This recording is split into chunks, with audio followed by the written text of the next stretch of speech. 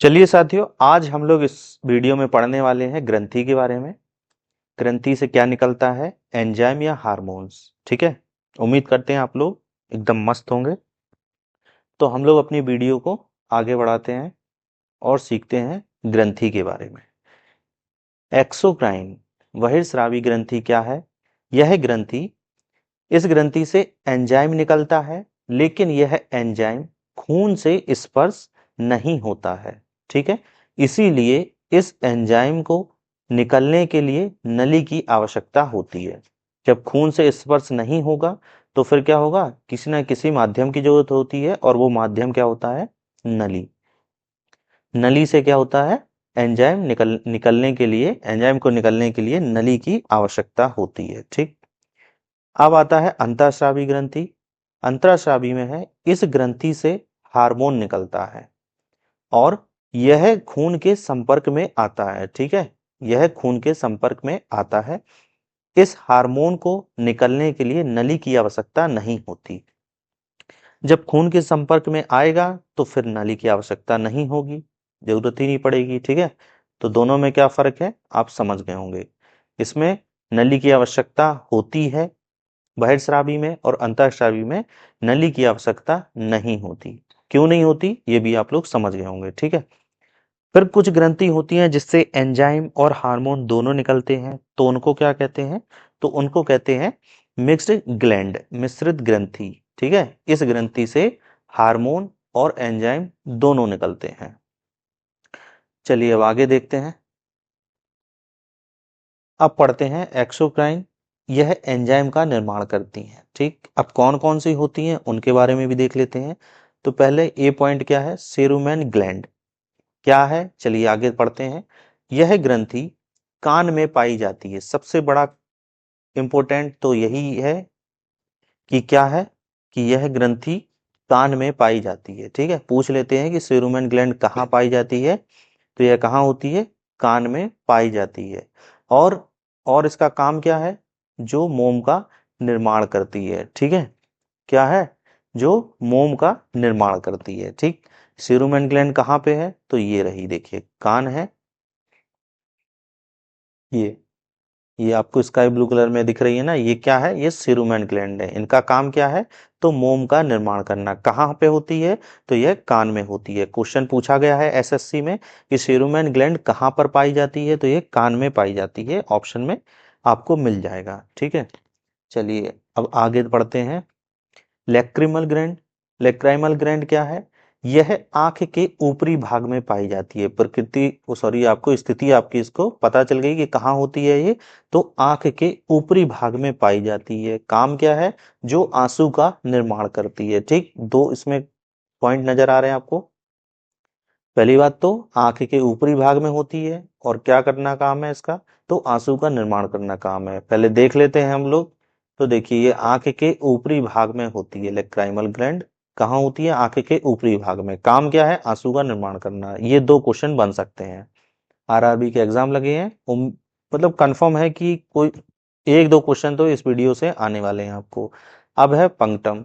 इसका क्या काम है? आंसू को स्टोर करता है। ठीक है, निकालती कौन सी ग्रंथि है? तो लेक्राइमल। और पंक्टम का काम क्या है? स्टोर करना, आंसू को स्टोर करना। और क्या काम है इसका? उसे नाक में भेज देता है। ठीक, ये रहती है। आंख के आप एकदम साइड में देखेंगे, हल्का सा मास टाइप का रहेगा। ठीक है, इसको आंसू को स्टोर करती है ये ग्रंथि, और क्या करती है? ये नाक के रास्ते में भेज देती है, नाक में भेज देती है, जिससे लोग रोते समय क्या करते हैं, नाक से पानी टाइप का निकलता है, वह आंसू ही होता है। ठीक, और आंसू में लाइसोसोम एंजाइम पाया जाता है। अगर पूछा जाए क्वेश्चन कि आंसू में कौन सा एंजाइम पाया जाता है, तो लाइसोसोम एंजाइम पाया जाता है। ठीक है, उम्मीद कर रहे हैं आप लोगों को ये सब समझ में आ रहा होगा। अगर समझ में आ रहा हो तो एक बार वीडियो को लाइक जरूर कर दीजिए। ठीक है, चलिए अब आगे बढ़ते हैं। मेब्रोमियन ग्लैंड क्या है? तो यह ग्रंथि आंख के निचले भाग में पाई जाती है। कहाँ पाई जाती है? तो निचले भाग में पाई जाती है। काम क्या है इसका? तो इसका काम है कीचड़ का निर्माण करना। ठीक है, ये देखिए, ये सब क्या है? मेबोमियन ग्लैंड है। ठीक है, काम क्या है इनका? कीचड़ का निर्माण करना। ठीक, चलिए अब आगे बढ़ते हैं। स्वेट ग्लैंड, यह कहाँ होती है? तो यह इसका काम क्या है? यह इसका काम है कि पसीने का निर्माण करना, पूरे शरीर में होती है। और यह क्या है, अगर इसको हिंदी में पढ़ेंगे तो होगा ये श्वेत। ठीक है, और इंग्लिश में स्वेट होता है। स्वेट ग्लैंड यह ग्रंथि पसीने का निर्माण करती है। ठीक है, ये देखिए पसीना। अब पसीने में निकलता क्या है, क्या क्या है? तो ये भी देखिए आप, H2O, Na+, सोडियम और क्लोरीन। ठीक है, ये तीन चीजें मुख्य रूप से निकलती हैं पसीने में। आपसे सिर्फ इसमें यह पूछा जाएगा कि स्वेट ग्लैंड का काम क्या है, तो यह काम है इसका पसीने का निर्माण करना। ठीक है, अब देखते हैं आगे। सेबेकस ग्लैंड क्या है? तेलीय ग्रंथि, यह नाक के ऊपरी भाग में होती है। नाक के कहाँ होती है? ऊपरी भाग में होती है, जो सीबम का निर्माण करती है। नाक के ऊपरी भाग में होती है। जैसे देखिए, जैसे मान के चलिए ये नाक है, तो नाक की ये कहाँ पे होती है? ऊपरी भाग में होती है। ठीक है, और ये इसका ये क्या निर्माण करती है? तो सीबम का निर्माण करती है। ठीक, जो तेल की रूप में जैसे सो के उठते हैं हम लोग, तो तेल तेल सा नजर आता है ना, वो क्या होता है? तो वो कुछ नहीं है, वो सीबम ही होता है। ठीक है, अब चलिए आगे बढ़े। स्लेबरी ग्लैंड, इसका काम क्या है? तो पाचक एंजाइम का काम करना। पाचक एंजाइम क्या है? ये देखिए मुंह में ये जो येलो कलर का है, ये सब क्या है? पाचक एंजाइम। स्लेबरी ग्लैंड है, काम क्या है इसका? पाचक एंजाइम, जिससे भोजन में पचने में मदद होती है। ठीक, अब आगे बढ़ते हैं। गैस्ट्रिक ग्लैंड क्या है? पाचक एंजाइम रेनिन पेप्सिन का निर्माण। म्यूकस ग्लैंड कैसा होता है? चिपचिपा। कैसा होता है? चिपचिपा होता है। ठीक है, चलिए अब सबसे बड़ी, अब देखिए, अब हम लोग क्या करते हैं कि लीवर के बारे में पढ़ते हैं। ठीक है, किसके बारे में पढ़ते हैं? लीवर। इसको ध्यान से देखेंगे एकदम। किसका बना होता है? हेपेटिक कोशिका का बना होता है। किसका बना होता है? सबसे इंपॉर्टेंट क्वेश्चन तो ये रहा पहले कि हेपेटिक कोशिका कोशिका का बना होता है। अब चलिए इसके कुछ पॉइंट हैं, इंपॉर्टेंट हैं, उम्मीद है कि आ सकते हैं। सबसे बड़ी बहिर्स्रावी ग्रंथि कौन सी है? तो लीवर है। सबसे बड़ी बहिर्स्रावी ग्रंथि कौन सी है? तो लीवर है। क्षतिग्रस्त अंगों को स्वतः ठीक कर लेती है। कौन? लीवर। क्या करता है? क्षतिग्रस्त, अगर हल्का फुल्का क्षतिग्रस्त होता है तो उसको स्वतः ही ठीक कर लेता है। और इसको आप जरूर इंपॉर्टेंट मार्क करिए। चलिए अब आगे पॉइंट में क्या है? फाइब्रोजेन प्रोथ्रोम्बिन प्रोटीन का निर्माण जो खून को जमाता है। क्या करता है? निर्माण जो खून को जमाता है। ये सब निर्माण कहाँ होता है? तो ये लीवर का ही काम है। अगला पॉइंट है हेपेरिन प्रोटीन का निर्माण जो ब्लड को जमने नहीं देता। ये ऊपर जमाता है, नीचे जमने नहीं देता। ये सब क्या है? ये सब ये है, जब बॉडी के अंदर खून रहता है तो जमता तो नहीं है ना।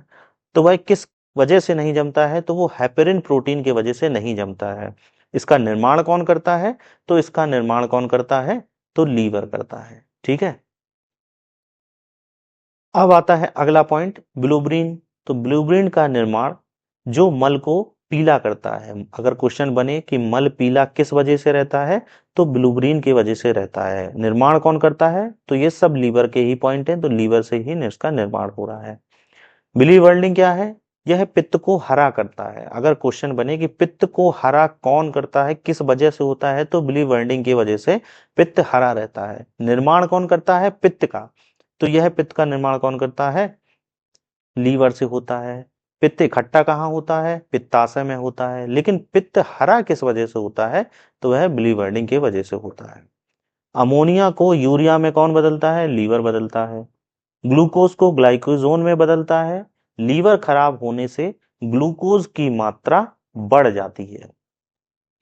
क्या हो जाती है? ग्लूकोज की मात्रा बढ़ जाती है। अगर लीवर क्वेश्चन बने लीवर खराब होने से ग्लूकोज की मात्रा में क्या अंतर आता है, क्या होता है, बढ़ जाता है, घट जाता है, तो आपका आंसर होना चाहिए बढ़ जाता है।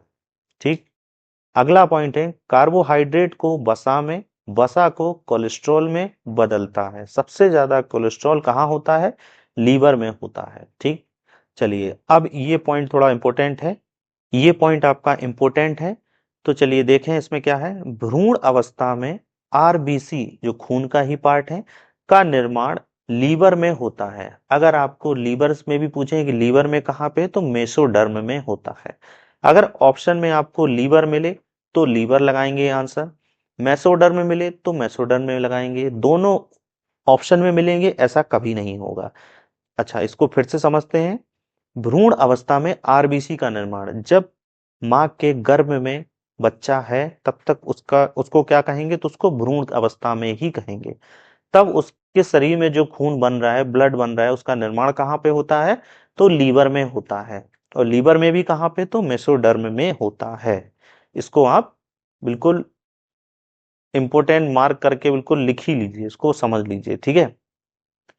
और अगर बढ़िया लग रही हो ना वीडियो एकदम मस्त, तो प्लीज वीडियो को लाइक जरूर करिए, ठीक, ताकि हम लोगों को भी मोटिवेशन मिलता है आपके एक लाइक करने से।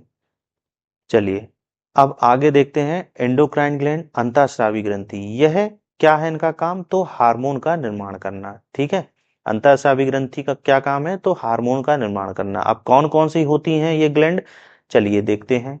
हाइपोथैलेमस, यह अंतःस्रावी, सभी अंतःस्रावी को क्या करती है, यह कंट्रोल करती है। और यह कहाँ पे होती है, तो ये मस्तिष्क में होती है, ठीक है। इसको आप ध्यान रखना, कहाँ पे होती है, मस्तिष्क में। कौन सी, हाइपोथैलेमस। आगे है पिनियल।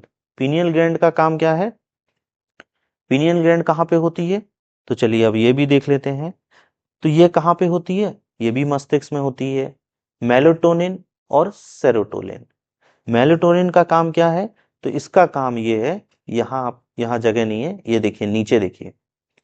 मेलाटोनिन का काम क्या है, ये क्या है कि ब्लड को रात में, सॉरी, ब्लड ब्लड को रात में हल्का काला कर देती है, ठीक है, काला करना, ठीक। क्या है इसका काम, रात को ब्लड, जब रात होगी तो रात में क्या होगा, ब्लड को हल्का सा काला कर देती है, ठीक। सेरोटोनिन का काम क्या है, चलिए इसको भी देखिए आगे नीचे। इसका काम क्या है, तो इसका काम ये है कि नींद लाती है, क्या है, नींद लाना, ठीक।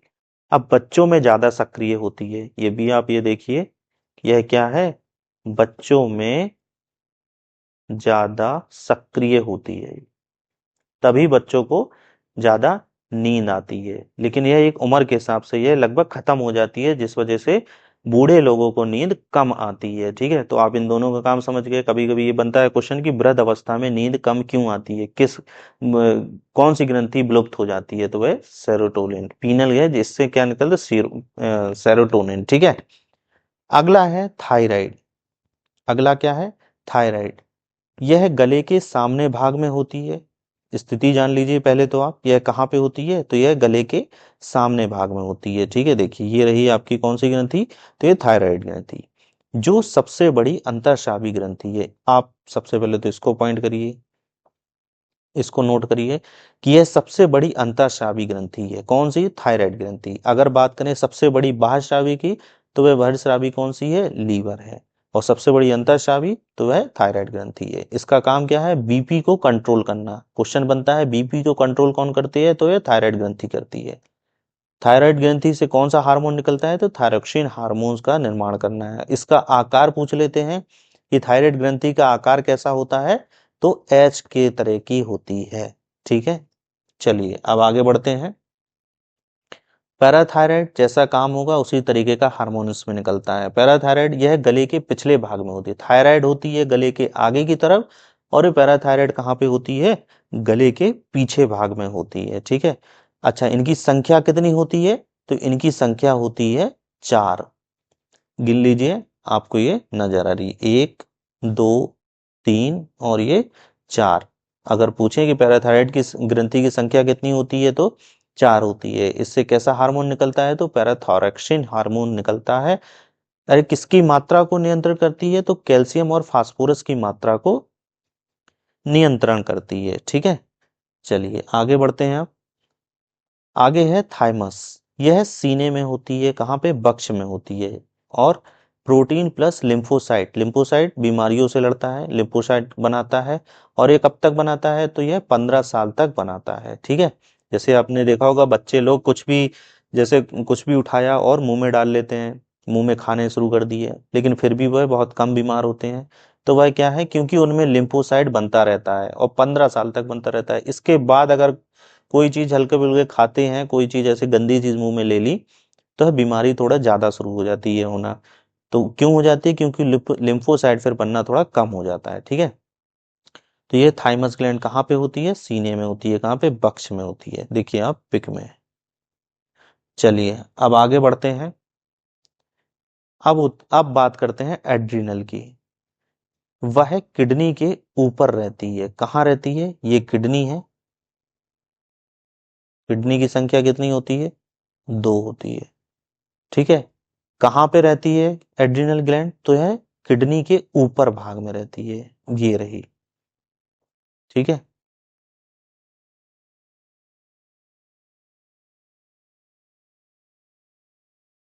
ठीक। अगर इसे टेक्निकल नाम से अगर देखा जाए कि इसका टेक्निकल नाम क्या है, तो उसको हम 4S या 3F के नाम से भी जानते हैं। 4S या 3F के नाम से भी जानते हैं, किसको, एड्रिनल ग्लैंड को। ठीक है, और इसमें से कौन सा हार्मोन निकलता है, तो एड्रेनालाइन हार्मोन इससे निकलता है। और ये कब निकलता है, यह आपात समय में निकलता है। कब निकलता है, ये आपात समय में निकलता है, जिस वजह से इसको क्या बोलते हैं, लड़ो,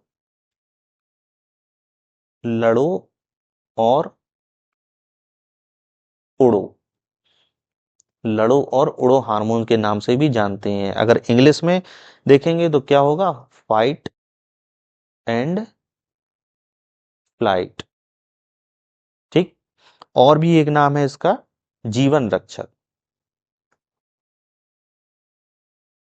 ठीक है, क्या होता है, तो ये लड़ो या उड़ो, फाइट एंड फ्लाइट या जीवन रक्षक, कौन सा, एड्रिनल जो हार्मोन निकलता है, एड्रेनालाइन हार्मोन निकलता है। ठीक है, कब निकलता है, आपात समय में, जब बहुत ज्यादा गुस्सा आ जाए या कोई अचानक से कोई दुर्घटना हो जाए, कुछ हो जाए, तब ये हार्मोन्स निकलता है। ठीक है, चलिए अब बढ़ते हैं आगे। अब गोनाड ग्लैंड, जनन ग्रंथि, जनन हार्मोन स्टेरॉइड्स का बना होता है। किसका बना होता है, तो है स्टेरॉइड का बना होता है। अब मेल, मेल में क्या होता है, टेस्टिस की संख्या कितनी होती है, दो होती है। कौन सा हार्मोन निकलता है, तो टेस्टोस्टेरोन हार्मोन निकलता है। ठीक है, और क्या निकलता है, शुक्राणु, जिसको इंग्लिश में स्पर्म भी बोलते हैं। ठीक है, ये दो हार्मोन किस में निकलते हैं, ये तो यह मेल में निकलते हैं। फीमेल में क्या होता है, ओवरी, इनकी संख्या कितनी होती है, तो इनकी भी संख्या दो होती है। कौन कौन से हार्मोन, तो इसमें निकलता है एस्ट्रोजन। एस्ट्रोजन का काम क्या है, विकास, क्या काम है, विकास करना। जब बच्चे, जब गर्भावस्था में भ्रूण होता है तो उसका विकास करना किसका काम है, हार्मोन का, एस्ट्रोजन। प्रोजेस्टेरोन का क्या काम है, तो इसका काम है गर्भ धारण के लिए, गर्भ धारण के लिए क्या होता है, मदद करता है। और क्या है, तो बच्चे की रक्षा करना। ठीक है, जैसे कभी कभी कुछ वजह से जब प्रोजेस्टेरोन नहीं बनता है, तो क्या होता है, जैसे पेट में ही क्या होता है, बच्चे के गर्भ अवस्था में ही बच्चे की कभी कभी मौत हो जाती है। क्यों हो जाती है, क्योंकि ये हार्मोन नहीं बन पाता है। ठीक है, अगला निकलता है रिलैक्सिन। इसका क्या काम है, तो इसका काम है मांसपेशी को फैलाता है। ठीक है, मांसपेशी को फैलाता है कब, जैसे मान के चलिए जब 9 माह का हो जाएगा भ्रूण, उसके बाद जब बच्चा जन्म लेता है, तो उस वजह से कई डॉक्टर लोग क्या करते हैं कि कुछ दवा दे देते हैं और कहते हैं इसको बड़े टाइम से लेना, और सब लोग उसको बड़े टाइम से लेते हैं, जिस वजह से नॉर्मल डिलीवरी नहीं हो पाती है। ठीक है, और क्या करते हैं, अपने पैसे के लिए क्या करते हैं कि ऑपरेशन कर देते हैं। किस वजह से, ये हार्मोन जब उसको बनने ही नहीं देते हैं। ठीक है, चलिए उम्मीद करते हैं आपको यह समझ में आ रहा होगा। अब बात करते हैं पिट्यूटरी ग्लैंड, पीयूष ग्रंथि की। यह कहाँ पे होती है, तो यह मस्तिष्क में होती है। कहाँ पे होती है? ये मस्तिष्क में होती है। कितना कैसा आकार होता है? तो यह मटर के दाने के समान होता है इसका आकार।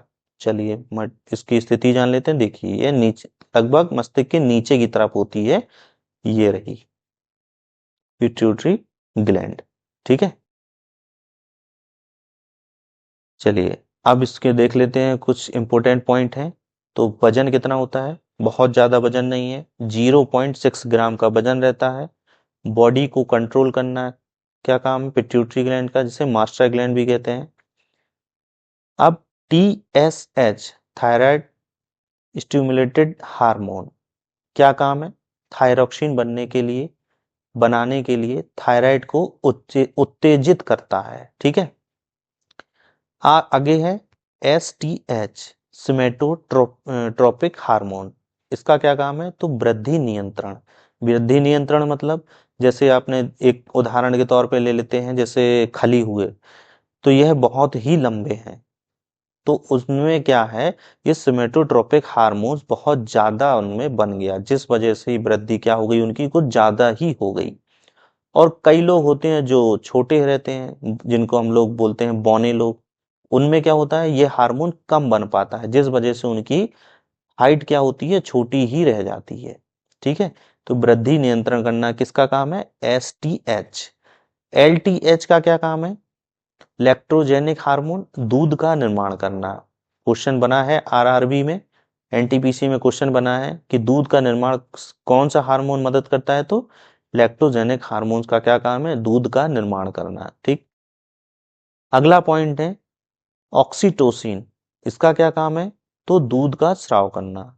कैसे? स्वयं जब वो बच्चा है, शिशु है, वह उतने इतनी ताकत नहीं है कि वह दूध को पी सके, तो उसमें माँ में क्या होता है, ऑक्सीटोसिन हार्मोन बनता है, जिस वजह से दूध का स्राव अपने आप हो जाता है और बच्चा अपना बच्चा माँ का दूध पी लेता है। ठीक है, अब जैसे आपने देखा होगा कई लोग होते हैं जो, जैसे भैंस हुई, ठीक है, भैंस में क्या है कि कई लोग इसी का इंजेक्शन, ऑक्सीटोसिन का इंजेक्शन दे देते हैं, जिससे क्या होता है कि दूध अपने आप, ज्यादा मेहनत नहीं लगती है और लोग भैंस भैंस का दूध निकाल लेते हैं। ठीक है, तो यह ऑक्सीटोसिन हार्मोन का काम है।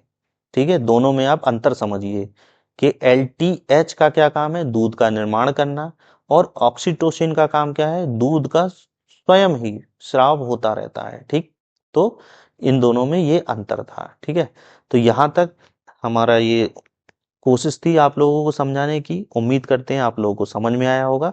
अगर समझ में आया हो तो वीडियो को एक बार लाइक जरूर कर दीजिए, जिससे हम लोगों को भी मोटिवेशन मिलता है। ठीक है, और नए हो तो चैनल को सब्सक्राइब करिए, ताकि आपको इस तरीके की वीडियो आपको मिलती रहे। Thank you.